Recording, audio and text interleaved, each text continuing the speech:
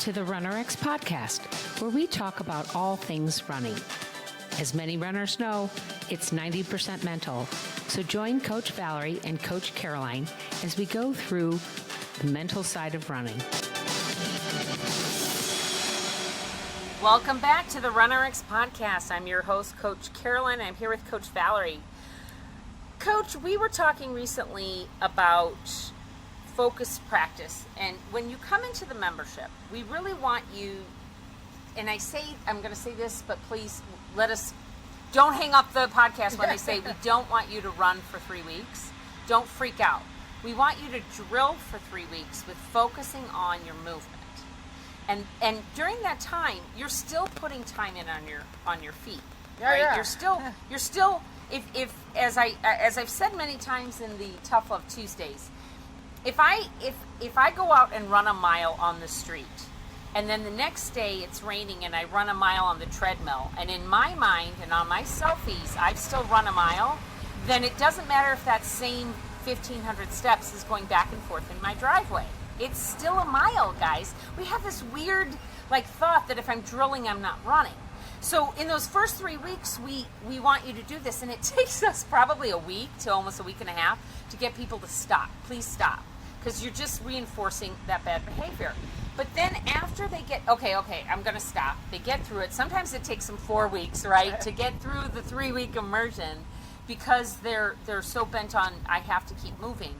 But then when we get them into, okay, now we're going to integrate the practice, right? Now you're going to drill into a run. Now you're going to run for 10 to 15 minutes. We're going to start really bringing back your training.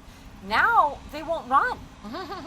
So let's talk about that. How do I go from shifting from I'm running all the miles to I can't run for 3 weeks to now I can run? What's that mind shift they have to go through? Right, and I'll kind of go again with the freaking out on the not running. Running to us is free falling, and once you learn about running, it makes more sense. But we are still having you move. Don't worry, you're still moving. It's just I'm not running 3 miles. I'm doing a blend of a drill and a run, short run, with movement practice. So it has to, first we have to change your thoughts on running. Right. And the challenge is, especially because almost everyone comes to us injured. Remember that. Right. We are RunRX, run pain free. So everyone usually comes in with some kind of injury. Well, it doesn't make sense to continue doing what you were doing that created that injury. Right. So we have to spend a little bit of time just shifting the way you move and your mindset. And the reality is, it's just like Caroline said, if you're into it for the steps or how many steps I got, my miles. And what's really amazing is when you start to realize that I just did this just 5 seconds ago. This woman, her back was hurting. So she was trying to protect her back without missing her run. Right. So I showed her that because she was running incorrectly, she actually was putting 3 times her body weight extra because she was trying to protect her back. Right. So I had to shift her back into the correct movement of what running is, and then you're running again with the less with less impact, and then you have to start thinking, okay, if I just take my time that I have for my run and turn that into practice, then all of a sudden there's a purpose to my movement. Right. And then you're really focused on the quality of what you're doing. And that's what this woman was doing. She had on the plan to do 400 meters. And so her thought was, I need to do 400 meters, not I need to run correctly. Right. For whatever time she had to do that. Right, but since my back hurts, I'm going to change the way I move, thinking I'm going to help my back. You see what I mean, guys? You don't even realize that you start to compensate for other movements. And it's because you don't know what the movement of running is. So right now when you say to me, say you come in the membership and you're like, I still got to get my 5 miles in.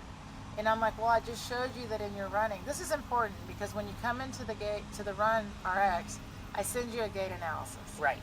So there is a frame count on your running, and every extra frame you're on the ground is 3 times your body weight. Yeah. And we've got people coming in, guys, with 5 to 10 extra frames on the ground. So that means every time you're out there running, you're putting 10 times your body weight on the ground. Right. It's insane. So when you say to me, I've got to go get my 5 miles in, I think to myself, your poor body. How about let's get that time in? You've got time. You've got scheduled 5 miles of training. I don't know. Let's say it takes you an hour. Then instead, we're going to take that hour.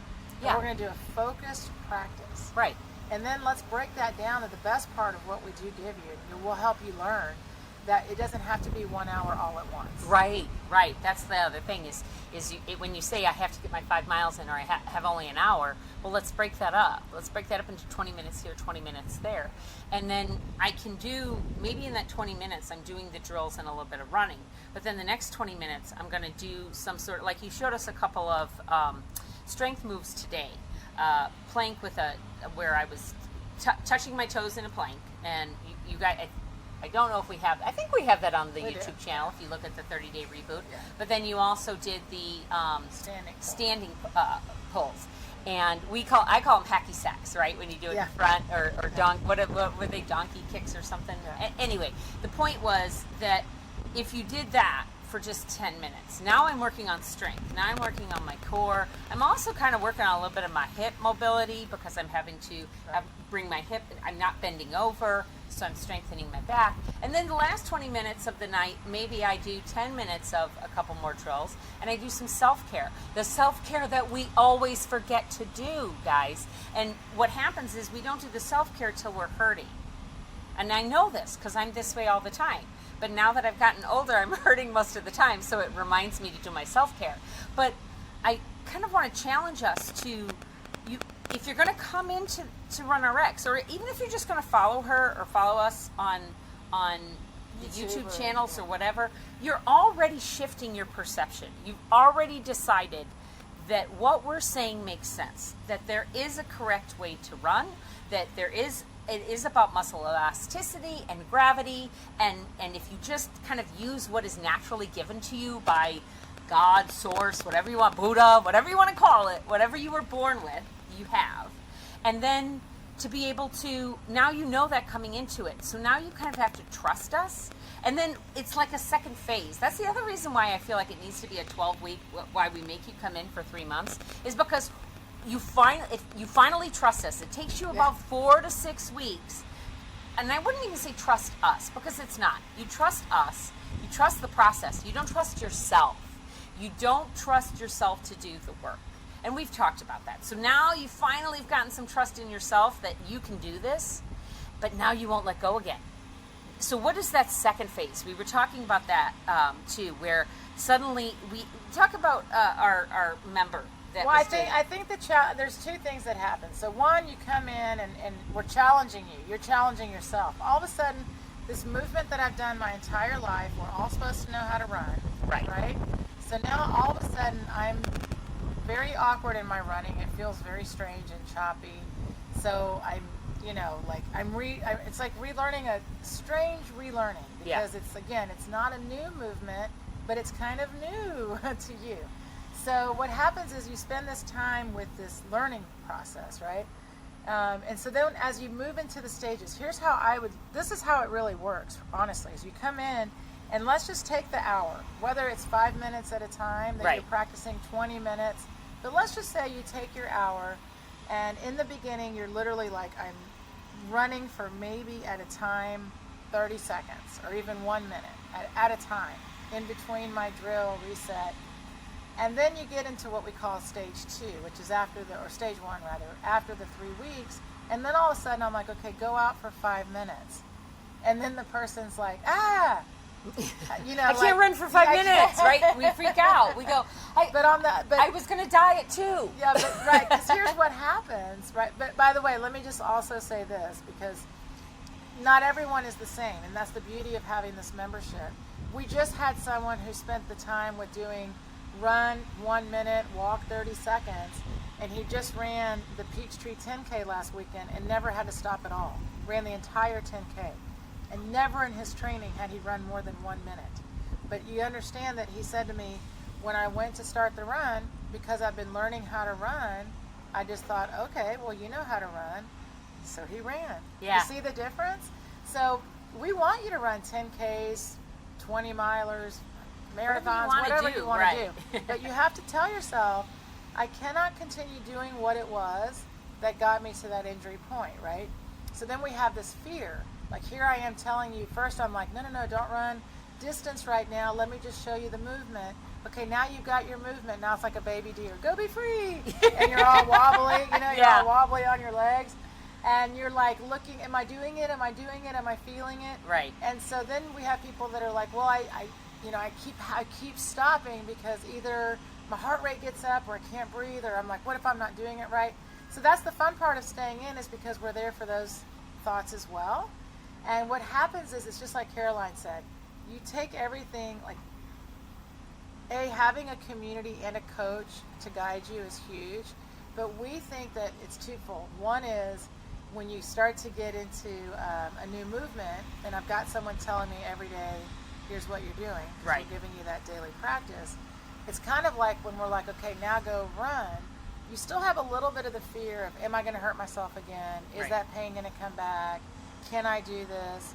So I feel like the mindset in the stages is what we're really. It's really at the 1 month mark, but that's the whole reason why we started this podcast, guys. Is what you do in the membership when so you come in, you're injured, you have to reset yourself, you have to reassess who you are, your identity. I'm a runner now.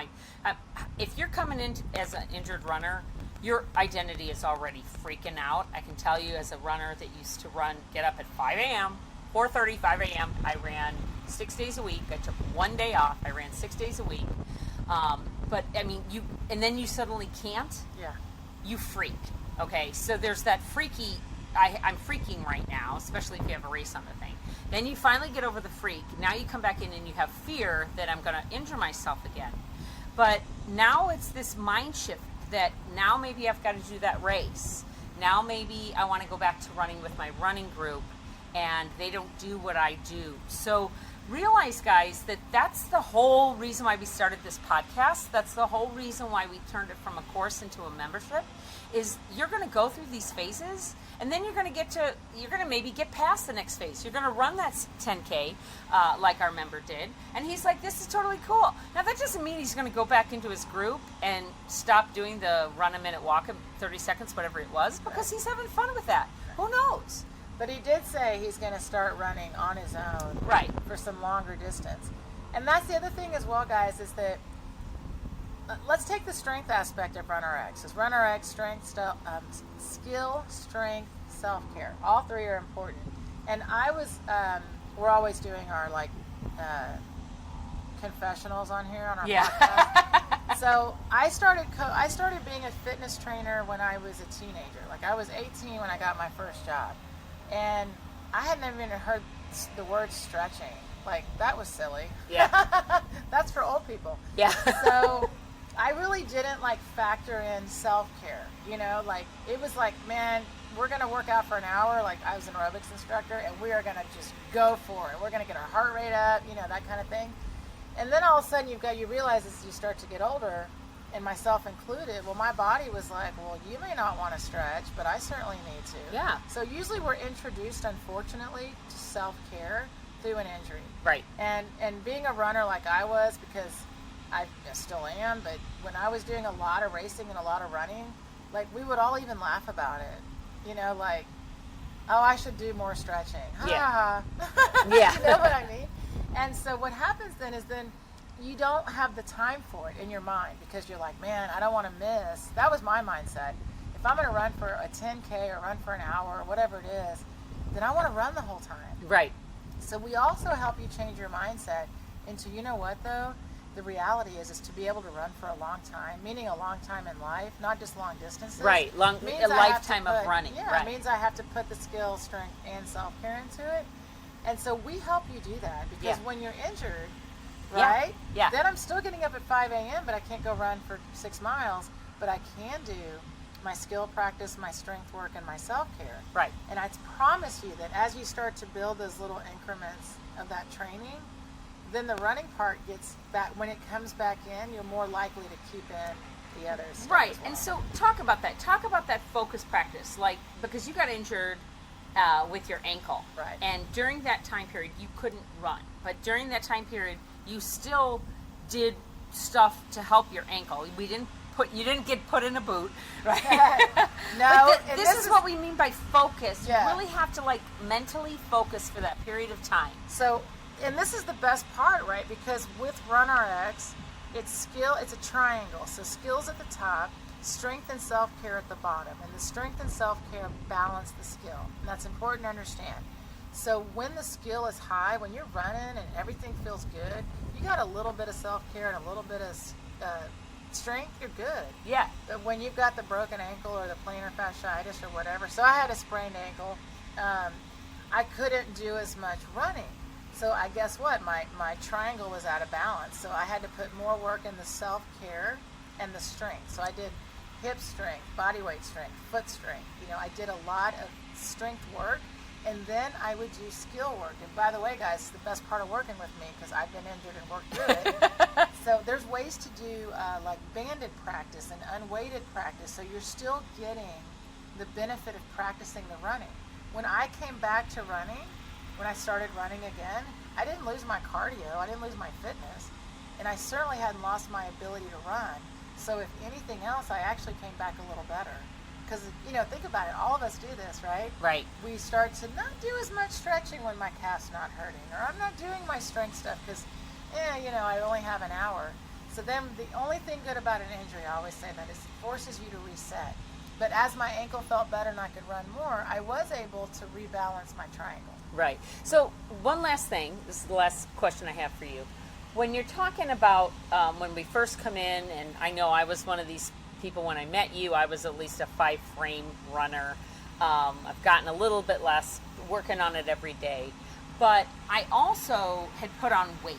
So now I'm putting 3 to 5 times my body weight, but my body frame is carrying an extra 30 to 40 pounds, okay? So as somebody that's like, well, I want to start running again, Valerie, because I want to lose weight. I can't lose weight unless I go out and run the 5 miles, because that's what I did a year ago to lose my weight, Valerie. This is what I'm telling her, guys. Come on, Valerie, that's how I lost the weight before. I was running every day, going out, doing my 3 miles, right? But is it really? That's not really how I lost the weight, was it? Because when I started running, when I was originally overweight and losing weight, now that I think back to it, because you guys, we forget this, I was actually running from like the starting of my parking lot to the stop sign, because that's all I could do. And then I'd wait, and then I'd run back. And that was my run every morning for like a month. And then the second month, it was like, or week or whatever, it was like a week to 2 weeks, something like that. I'd go to the second stop sign, and then I'd come back. So in a way, I was doing exactly what we taught. I wasn't doing drills, but I was doing smaller, incremental bits of running, resetting my heart rate, and then going back up again. And so if you're coming in not so much from injury, but because maybe you got injured because you are trying to lose weight or get back into it later in life. So these smaller increments, this focused work, really is going to help me get my goal to lose the weight, if that's my goal. Yeah. Yes, guys. I mean, this is like true fitness. Fitness. I mean, if you want to talk about running for fitness or running for weight loss, so most people want to burn calories. Right. And that's really what it comes down to, right? I mean, I want to lose weight. There's very few of us, I hate to tell you, that start out by going, I want to be a runner. Right? We start by going, I got to lose weight, or I have to go do something for my job, or social. I mean, it's the same thing. It's like we really want to run these marathons. Right. And usually, by the way, a lot of times it's my friends are running, someone asked me, that's how I started running marathons. A friend of mine was like, hey, run this marathon with me. And I was like, all right. And we were like, afterwards, we're going to get margaritas. You know what I mean? It wasn't like, wow, I really want to learn how to run and be a better runner. She's right. So we run with our friends, or we run for a good cause, and they're all great reasons. But once you actually start learning how to run, then you're running. You're actually running, and you realize that's when people talk about that runner's high or the running joy. And you're right, the interval training is the reality of overall for fitness for most people, guys. So we are definitely training you in the modality that you need to get better at your fitness. And if it's losing weight, great. If it's getting faster, going longer, for us, it's whatever your goal is, we'll help you with. But if you recognize that actually most of us need to train the exact same, it's not your special, it's we all need to do this. What you'll realize is I can the way the drills, and we say drills a lot, but people don't Right. really know what that means, but they're they're movements. Well, if you come to our YouTube channel, we have the drills, day 1, day 2 are the Right. drills. That's what we're talking about The there, drills guys. are harder than the running. Oh, so yeah. you're actually going to get way more fit from the drills. Yeah. Because you'll actually move correctly. And think about it, like Caroline just said. We did this morning with her, by the way. So she is coming back from running, working on losing weight. Would it make any sense for me as her trainer to say, hey, why don't you go run a mile? And I know you spend 10 frames on the ground, so let me see you spend those extra 10 frames with 30 extra pounds of body weight. Right. Right? What am I doing to her? I'm like literally pounding her, not in a good way. Instead, I put a band on her, and I had her do pulls in place and plank pulls in place where she was a little bit unweighted. One, she could control her movement, so she knew she was moving correctly. And second, she offset some of her weight with the band.